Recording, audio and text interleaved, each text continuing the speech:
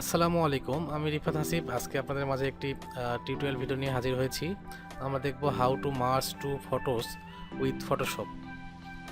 দুটি ফটোকে কিভাবে একসঙ্গে মার্জ করা যায় বা ব্লাইন্ড লেয়ারে পরিণত করা যায়। তো চলুন আমরা দেখি। আমরা একটি প্লেন নিয়েছি, আমরা যা এখানে ব্যাকগ্রাউন্ড হিসাবে সেট করব। তো আমরা সাধারণত যেভাবে করি, হয়তো ব্রাশ টুল ব্যবহার করে হয়তো এই কালারের সঙ্গে অ্যাডজাস্ট করে এভাবে চেষ্টা করি। তো এটা আসলে পুরোটাই রং। আমরা দেখব কিভাবে এটি করা যায়।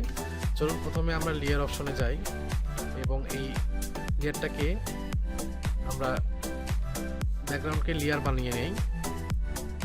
তারপর আমরা এখান থেকে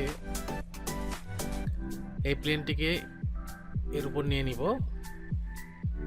এবং আমাদের পজিশন মতো আমরা সেট করে নিব। তারপরে আমরা এই দুইটি লেয়ারকে একসঙ্গে সিলেক্ট করে নিব কন্ট্রোল চেপে। তারপরে আমরা এডিট অপশনে যাব। এখানে দেখব অটো ব্লাইন্ড লেয়ার নামে একটি অপশন রয়েছে, আমরা এটাতে ক্লিক করে দিব এবং এক্সট্রাক্ট ইমেজ নামে একটি অপশন রয়েছে, এটি সিলেক্ট করে দিব এবং ওকেতে ক্লিক করে দিব। দেখুন আমাদের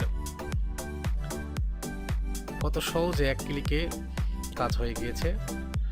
ধন্যবাদ সবাইকে। আশা করি ভিডিওটি ভালো লেগেছে।